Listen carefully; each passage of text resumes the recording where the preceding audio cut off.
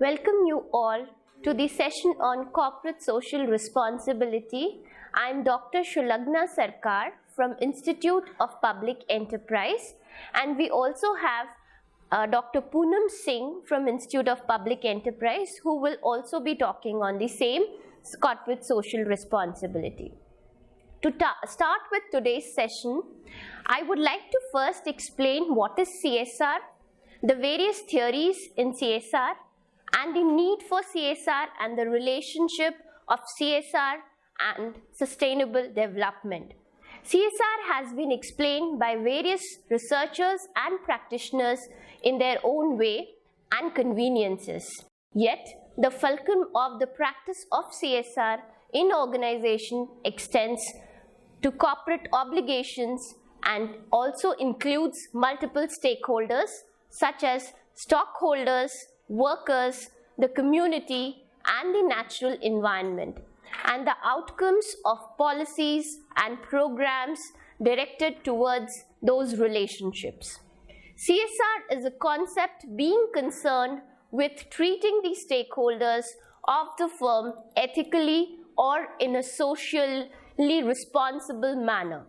Stakeholders exist both within a firm and outside. Consequently, behaving socially responsibly will increase the human development of stakeholders both within and outside the organizations. Corporate social responsibility is an entry point for understanding a number of firm-related and societal issues and responding to them in a firm's business strategy. However, it may be noted that there is a universal and a prominent view on protecting environment and stakeholders' interest. There are various definitions which are there. I would like to share some of the prominent definitions accepted worldwide. Commission of the European Communities explains CSR as a concept that an enterprise is accountable for its impact on all relevant stakeholders. It is the continuing commitment by business to behave fairly and responsibly and contribute to economic development while improving the quality of life of the workforce and their families, as well as the local community and society at large. The World Business Council for Sustainable Development has defined CSR as the commitment of business to contribute to sustainable economic development, working with employees, their families, the local community, and society at large to improve their quality of life. Let us now discuss the meaning and origin of corporate responsibility. CSR began with the focus on the role of business leaders, particularly on how they manage their organizations with a view to society and how they gave back local communities. In the 1950s, the focus of CSR shifted through academic debate about what organizations should do to support the society rather than that of individuals. The CSR agenda of organizations is related to profit orientation, yet there are two perspectives which are mainly socio-economic and classical school of thoughts. Classical view or shareholder approach holds the view that CSR is for maximization of profit, and socio-economic school of thought which believes that businesses owe something to the society that supports them and that the debt to the society is greater than any debt to individual member of the society. Levitt researched work during the 1958s could have been credited which sets the agenda for the debate about the social responsibility of business in his Harvard Business Review article, The Dangers of Social Responsibility, in which he cautions that government's job is not business and business's job is not government. Friedman in 1970 expressed the same sentiment and added that mere existence of CSR was a signal of an agency problem within the firm. An agency theory perspective implies that CSR is a misuse of corporate resources that would be better spent on value-added internal projects or returned to the shareholder. It also suggests that CSR is an executive perk in the sense that managers use CSR to advance their careers or other personal agendas. What is required is a holistic view which ensures giving back to the society to the extent damage or harm is caused. Businesses exist not only for individual or owners' growth, but there are numerous benefits to the society at large. The concept of existence of business causes increase in employment, providing livelihood to the employees. The manufactured goods or services are utilized or consumed by the people in the society. Weather and Chandler in 2006 emphasized that there are so many variables that it is impossible to prescribe what mix of responsibilities any organization faces. Organization should not look for universal definition but should instead build strategies around the perspective of their shareholders. Organizations report on their social, environmental, and economic impact to reach out to and engage with stakeholder groups. Reporting also enhances a company's ability to integrate CSR and sustainability into its business and decision processes through the identification of material issues, risks, and opportunities. There is rather little literature on the relation between environmental and social measures and achievement of long-term economic goals. There are various theories behind CSR. Under the natural rights and social contract perspective, there have been two main strands on ethical theory in the Western world. Consequentialism refers to theories of ethics that assesses right and wrong in terms of the consequences of action. It most famously includes the utilitarianism theories of Bentham and Mill, but also embraces the moral philosophy of Adam Smith as well as that of the Hobbes and Hume. Many notions about the business-society relationship reflects utilitarianism. The term refers to the capacity of actions to achieve beneficial outcomes. In a utilitarian theory of justice, actions are neither good nor bad in themselves, but only in terms of what they bring about, captured in Bentham's 1789 research view that the good acts are those that bring the greatest happiness to the largest number of people. Non-consequentialism, on the other hand, refers to the utilitarianism is often criticized for its apparent claim that individual rights can be subverted to the greater good of society, and that, therefore, people are to be treated as means to an end. For example, applying utilitarianism in the context of corporate responsibility makes it possible to justify the laying of large number of employees and reducing the wages of workers, provided that these acts maximize the total happiness of the majority of those affected by the company. Those who expect corporate responsibility to be about active citizenship and doing more than paying taxes, obeying the law, and engaging in philanthropy would certainly hope to see more active engagement with the society than this. Environmental ethics, on the other hand, says it is highly evident in aspects of corporate responsibility such as sustainability and animal rights. The recurring concerns that include the rights of non-human species and ecosystem, the rights of future generations, and the issues of equity and justice. Environmental ethics has also allowed sustainability to be seen as an ethical issue, something that demands that we extend ideas of moral considerations in terms of space and time. There are three approaches to the CSR framework.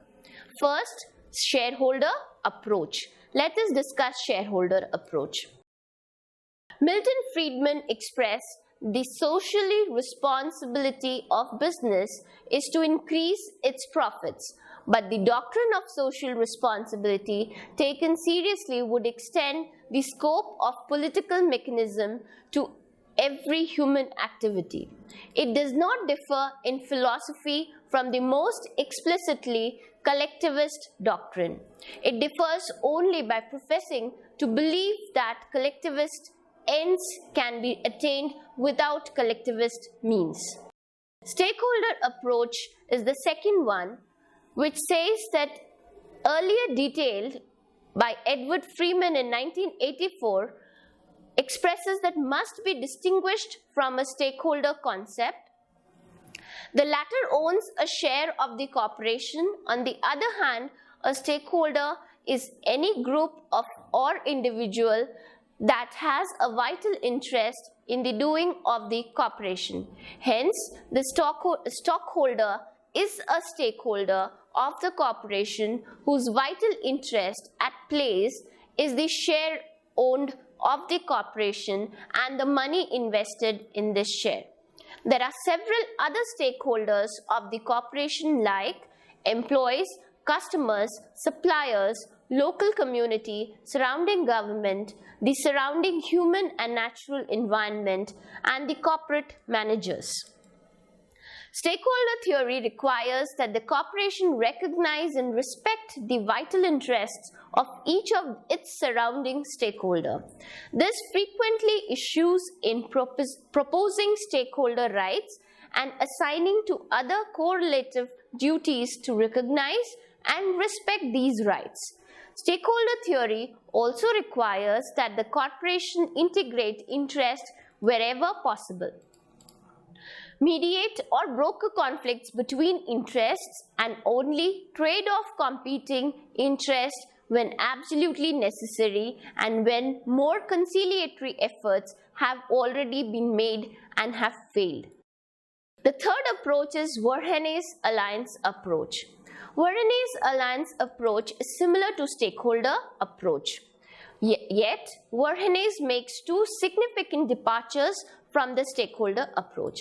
First, she uses moral imagination to distance the corporation from the problem-solving process. The lens of problem-solving refocuses on each of the other stakeholders. Second, the alliance approach sees the corporation as a part of system of interrelated and interdependent parts. Hence, each problem situation presents a system formed of corporation, owners, managers, employees, suppliers, customers, local communities, and government. Problems emerge from value conflicts within and between the constituent parts of the system. They are solved through the cooperation of the different constituents of the alliance. Now let us discuss the corporate social responsibility hierarchy. Carroll from the University of Georgia was one of the first academics to make distinction between different kinds of organization responsibilities. He referred to his distinction as a firm's pyramid of corporate responsibility. Fundamentally, a firm's economic responsibility is to produce an acceptable return on its owner's investment. An important component of pursuing economic gain within a law-based society, however, is legal responsibility, a duty to act within the legal framework drawn up by the government and judiciary. Taken up one step further, a firm has ethical responsibility to do no harm to its stakeholder and within its operating environment. Finally, the firms have a discretionary responsibility which represents more proactive strategic behavior that can benefit the firm and society or both. The next is the triple bottom line approach, which focuses on organizations not just on the economic value they add, but also on the environmental value and social value they add and destroy. The three lines represent society, the economy, and the environment. Society depends on the economy, and the economy depends on the global systems, whose health represents the ultimate bottom line. Now let us dwell on the areas and operational level of CSR. A socially responsible company is active in four main areas of community, environment, marketplace, and workplace. There are various operational levels of CSR as described by Wood in 1991, which are nothing but the institutional, individual, and organizational as well as global level. In institutional level, CSR is regarded as organizational legitimacy. As per the law of responsibility, it is evident that firms exercising power will eventually be held accountable by society. At this level, CSR can be best understood as a quest for organizational legitimacy. The individual level emphasizes CSR as a moral choices for managers. At the individual level, CSR is built by managerial discretion. The view of CSR at this level is strongly anchored in the business ethics literature. According to this view, managerial actions are not fully defined by the corporate policies and procedures. So, although managers are constrained by their work environment, they nonetheless have to weigh the moral consequences of the choices they make. At the organizational level, CSR is regarded as a stakeholder management. Freeman emphasized towards a new theory of the firm, social considerations are no longer outside of an organization but are part of its purpose of being. CSR thus becomes a question of stakeholder identification, involvement, and communication. Freeman and Villamuri explained that the purpose of stakeholder management was to devise a framework to manage strategically the myriad groups that influence directly and indirectly the ability of a firm to achieve its objectives. On the global level, CSR is regarded as sustainable development. Hawkins and Morsing elaborated the fourth level to the analysis, which is characterized as global. The Brundtland Commission of 1987 systematically emphasized the link between poverty, environment degradation, and economic development. Its definition of sustainable development as meeting the needs of the present without compromising the future. Need for CSR. CSR plays a vital role in the sustainable existence of any business organization. There are various reasons to substantiate the need for CSR. Business has to exist in a society and a societal setting. It is therefore must not go against the interest of the society. There is an integral relationship between the business and society. No society can function without rule of law. Since laws are framed to regulate the functioning of all, including the conduct of business, it is imperative that the laws are followed by the business. The social order is conditioned on the principle of the greatest good of maximum number of people. The business cannot ignore the utilitarian principle in order to gain advantage for a minority. So, it is the duty of the business houses to keep the welfare of the majority of people in their view and desist from causing injury to the environment. With the onset of globalization and the emergence of a networking society, CSR has become a global issue. While conducting businesses with the other countries, the company has not only to adhere to the local laws, but also the laws of the host state. Now let us understand the concept of sustainable development. Sustainable development is the development that meets the need of the present without compromising the ability of future generations to meet their own needs. Sustainable development involves an enduring and balanced approach to economic activity, social progress, and environmental responsibility. To make CSR sustainable, it is necessary to keep the business interest of the company uppermost in mind. Now my colleague Ms. Poonam Singh will be speaking on the various acts and the legal provisions on CSR. Thank you. Thank you, Dr. Shulagna. And I am Ms. Poonam Singh, Head Center for Corporate Social Responsibility at the Institute of Public Enterprise, Hyderabad. In this part of the session, we will deal with the CSR provisions and guidelines for Indian companies.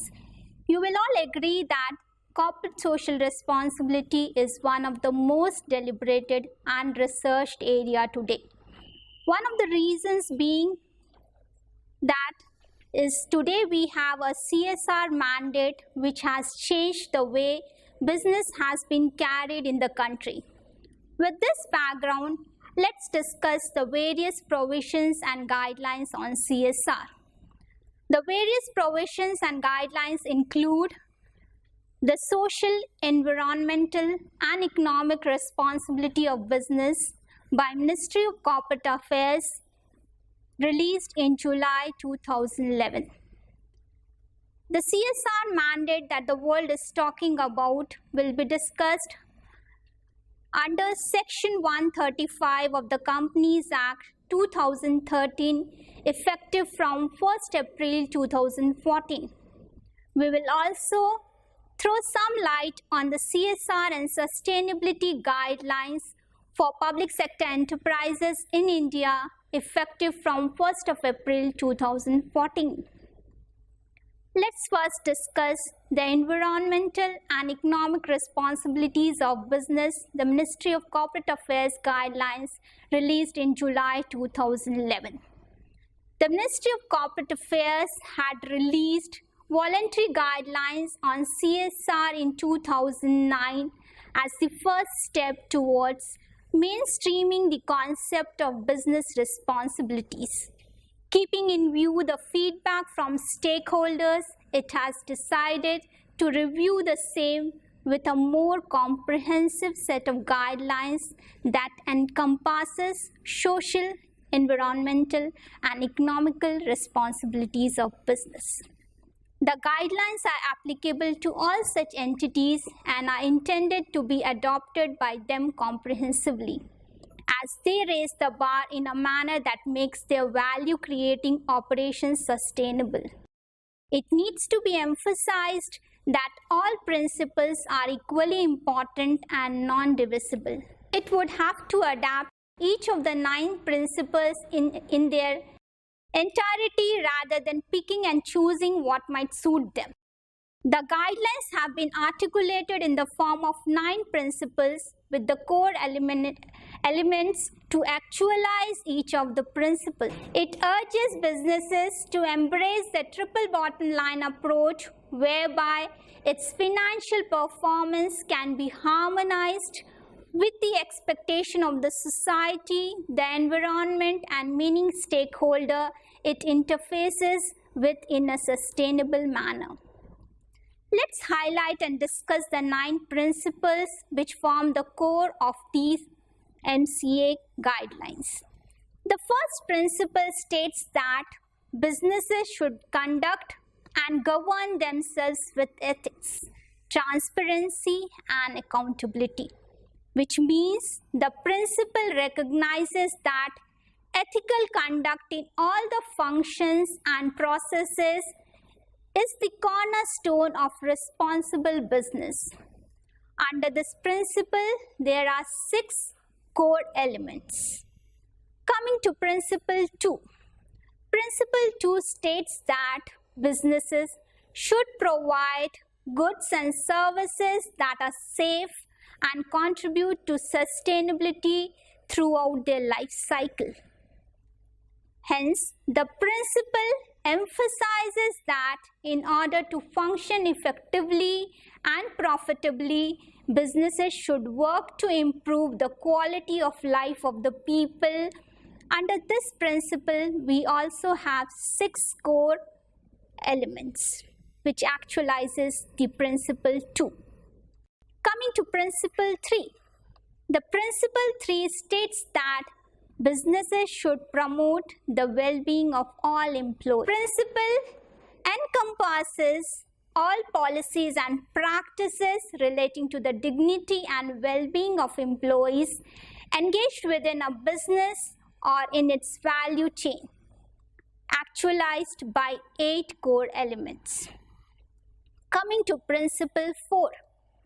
Principle 4 states that businesses should respect the interest of and be responsive towards all stakeholders, especially those who are disadvantaged, vulnerable, and marginalized. According to this principle, the principle recognizes that businesses have a responsibility to think and act beyond the interest of its stakeholders to include all their stakeholders. This principle is actualized by 4 core elements. Coming to principle 5. Principle 5 emphasizes that businesses should respect and promote human rights.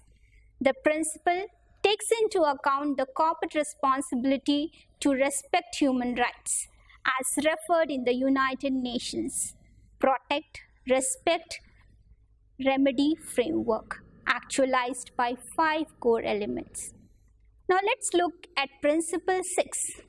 Principle 6 states that business should respect, protect, and make efforts to restore the environment. The principle recognizes that environmental responsibility is a prerequisite for sustainable economic growth and for the well-being of the society. This principle is also actualized by 7 core elements. Coming to principle 7. Principle 7 states that businesses, when engaged in influencing public and regulatory policy, should do so in a responsible manner. Hence, the principle recognizes that businesses operate within the specified legislative and policy frameworks prescribed by the government, which guide their growth and also provide for certain desirable restrictions and boundaries, actualized by 2 core elements. Coming to principle 9. Principle 9 states that businesses should support inclusive growth and equitable development. The principle reiterates that business prosperity and inclusive growth and equitable development are interdependent, actualized by 2 core elements. Coming to the last, principle 9. Principle 9 states that businesses should engage with and provide value to their customers and consumers in a responsible manner. This principle is based on the fact that the basic aim of a business entity is to provide goods and services to its consumer in a manner that create value for both. This principle is actualized by 6 core elements. After going through the 9 principles that form the basis of the MCA guidelines released in 2011, the guideline has also set up some very important component that will guide to the successful implementation of principles and core elements. Let's look into this component. The first component is leadership.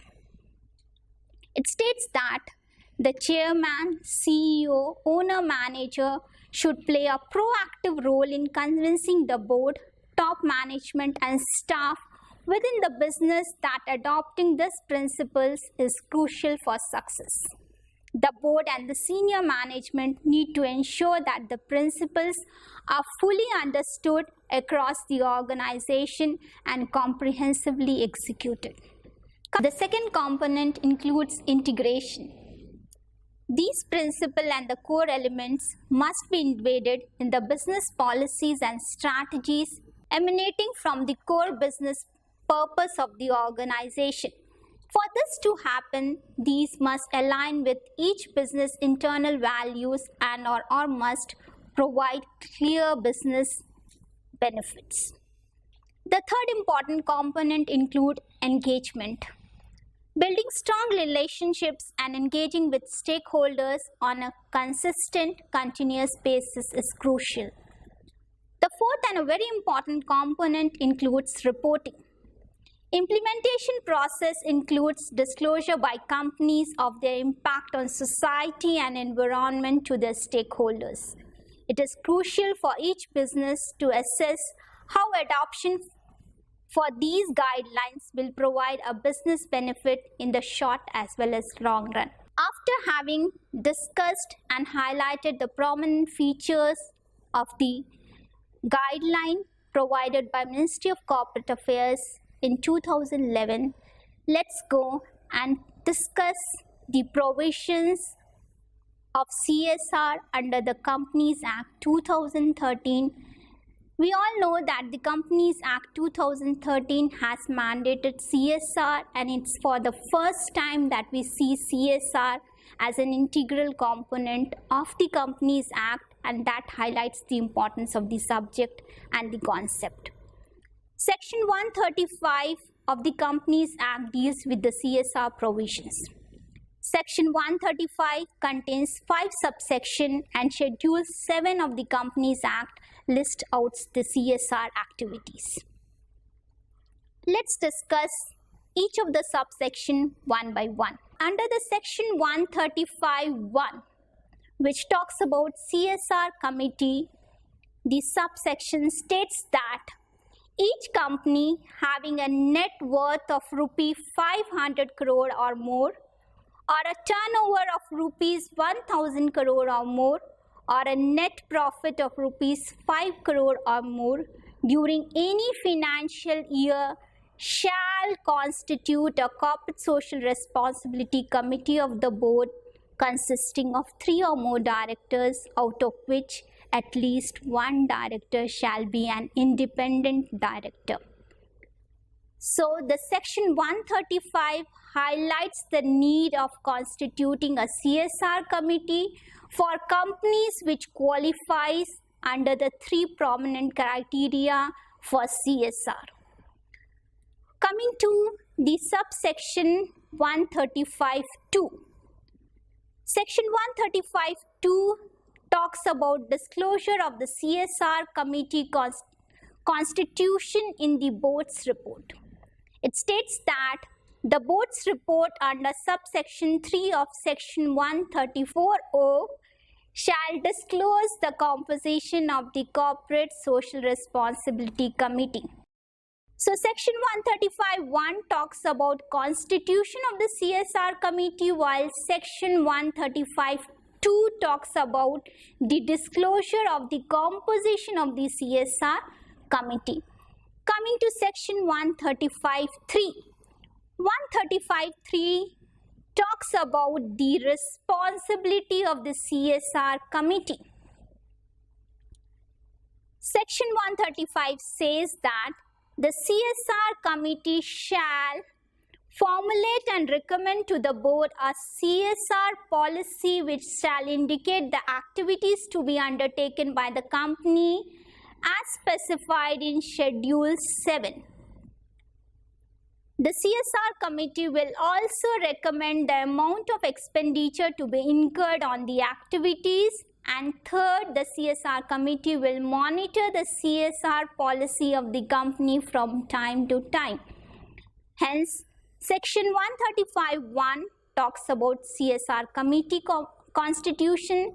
Section 135(2) talks about disclosure of the composition of the CSR committee, and section 135(3) talks about the responsibility of the CSR committee. Coming to section 135(4).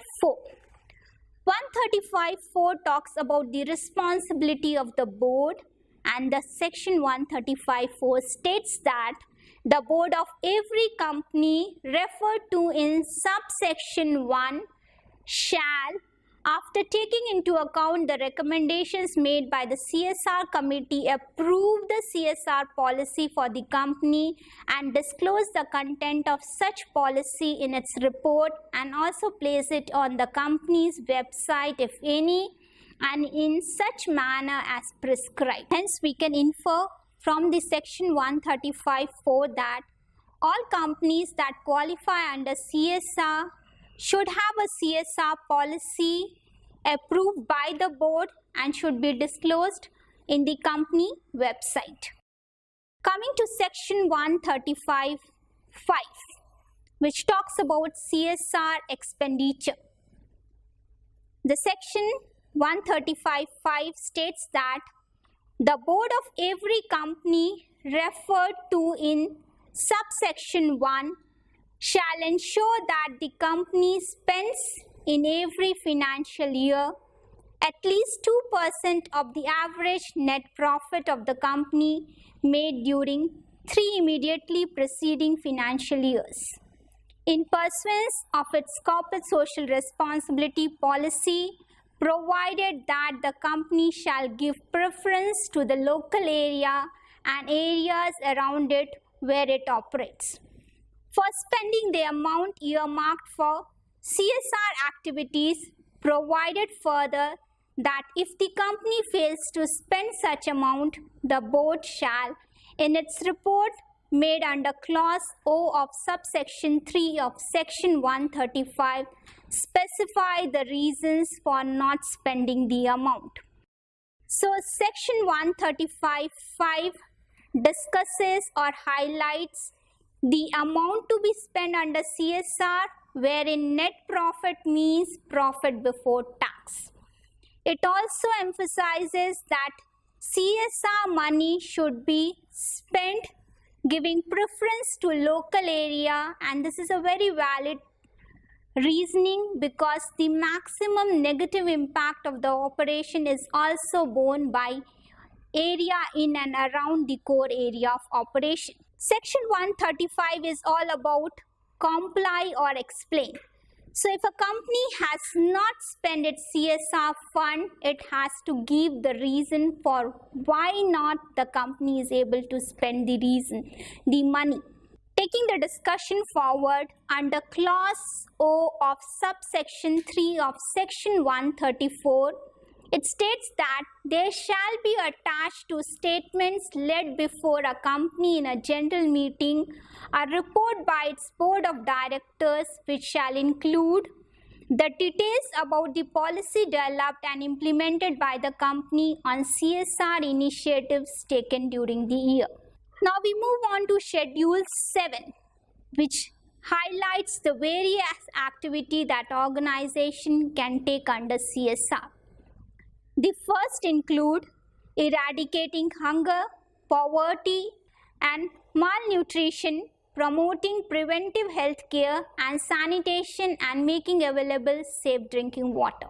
The item 2 of Schedule 7 include promoting education, including special education and employment enhancing vocational skills, especially among children, women, elderly, and the differently able, and livelihood enhancement projects. The third item includes promoting gender equality, empowering women, setting up homes and hostels for women and orphans, setting up old age home, daycare centers, and such other facilities for senior citizens, and measures for reducing inequalities faced by socially and economically backward groups.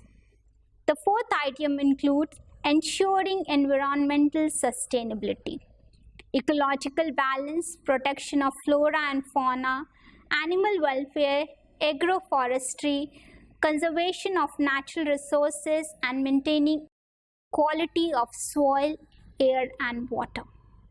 The fifth item includes protection of national heritage, art and culture, including restoration of buildings and sites of historical importance and works of art, setting up public library, promotion and development of traditional arts and handicrafts.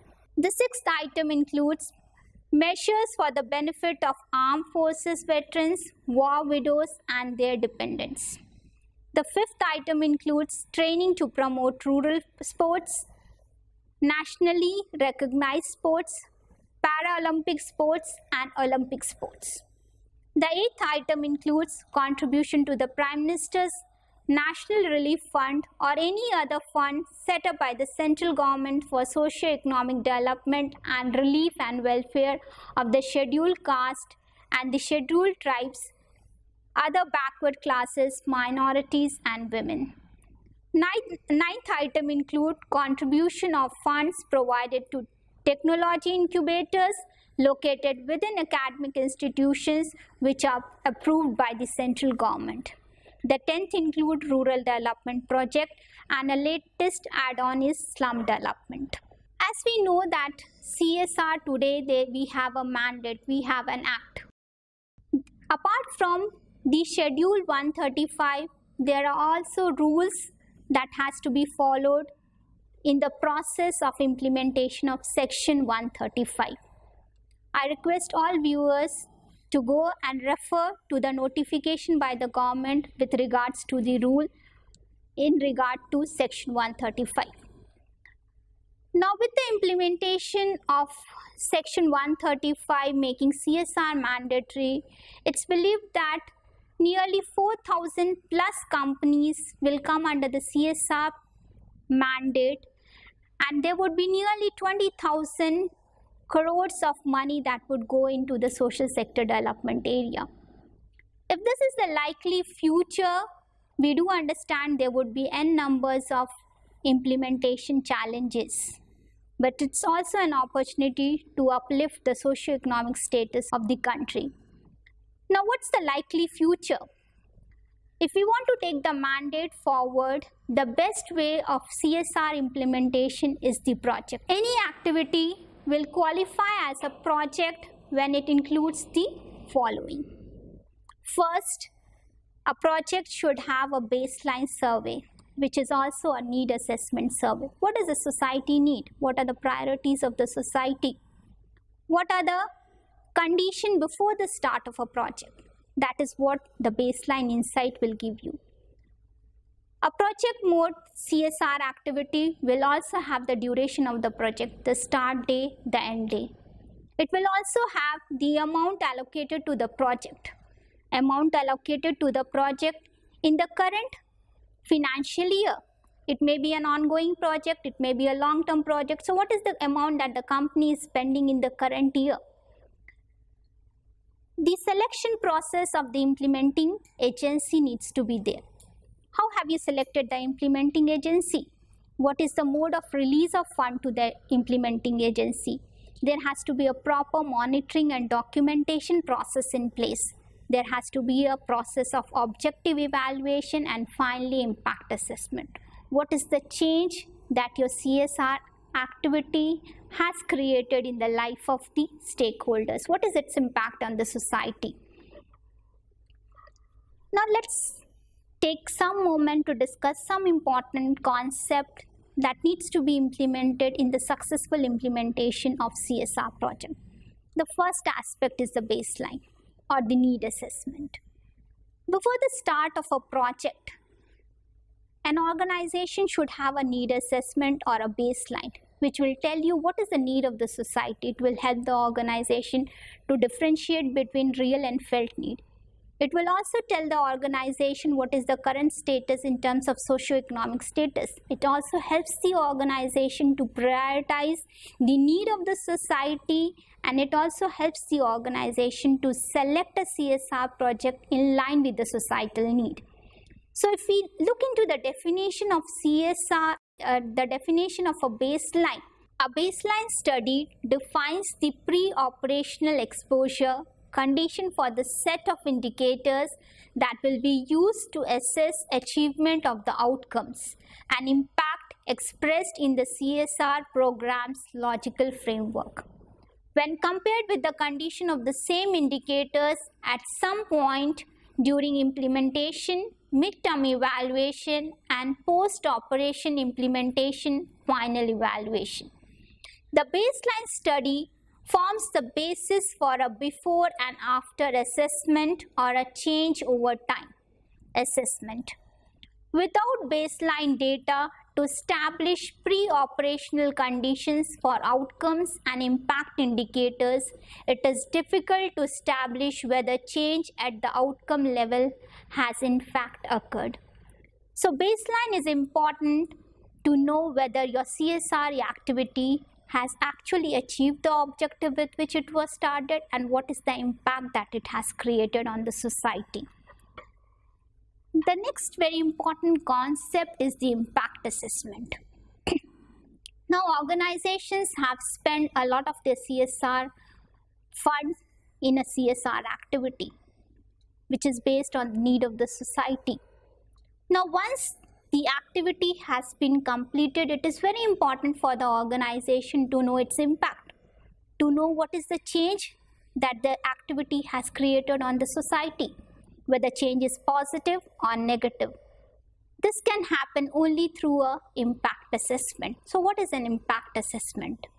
Impact assessment is a continuous process and an important tool for assessing the consequences of possible and actual programs and present relevant evidence on the positive and negative efforts of CSR interventions. CSR evaluation program enables and facilitates organizational change and dramatic performance improvement through use of best practices, customer focus, and other external value-added perspective. Another very important concept is capacity building. Now, CSR is a new concept.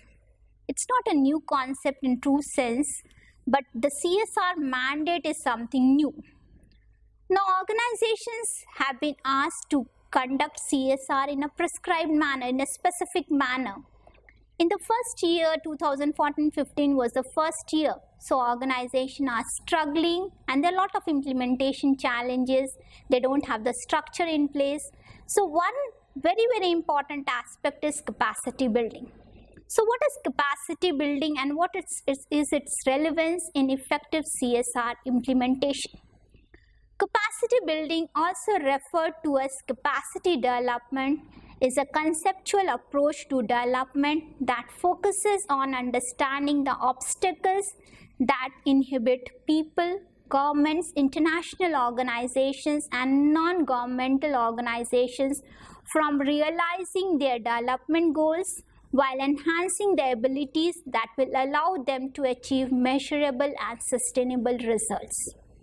Capacity building initiative should also be included as a part of training so that interested employees who are not a part of CSR core team can also gain knowledge and expertise in the area of CSR and are involved in the CSR activities time to time.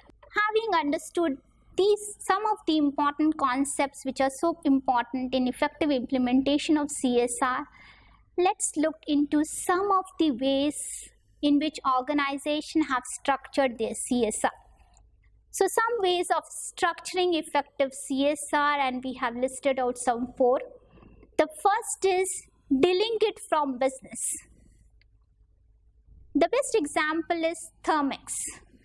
Thermex has turned its business of energy and environment solutions and focuses on imparting soft skills to youngsters from marginalized communities to make them more employable. The next structure or the next way is the link to business. A very good example is the Godrej Group. The Godrej Group has a beautician training program to help women find jobs in salon and turn entrepreneurs in the grooming business. Their familiarity with the company's product, Godrej hopes, will make them brand ambassadors for the group.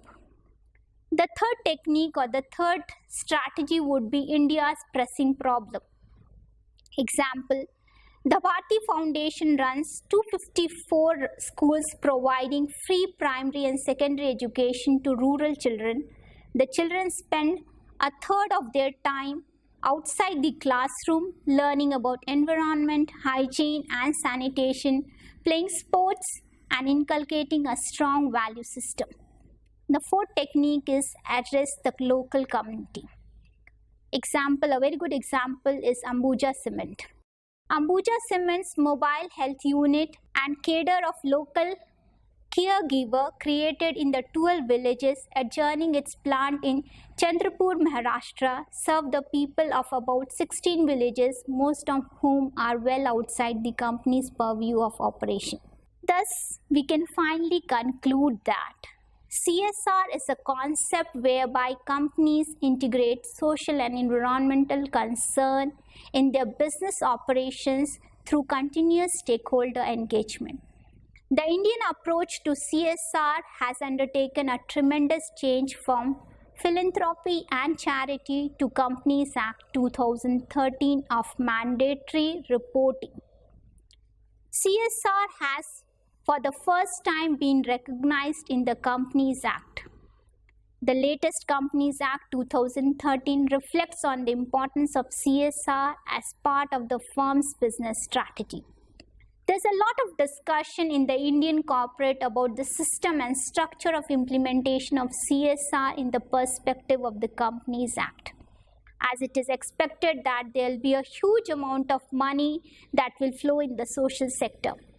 In the given situation, the CSR should act as a channel to facilitate deeper thoughts and longer-term strategies for addressing some of the country's most persistent social, economic, and environmental problems. Companies need to integrate CSR with their strategies, as CSR today is considered as a prominent tool for sustainable business. Thank you.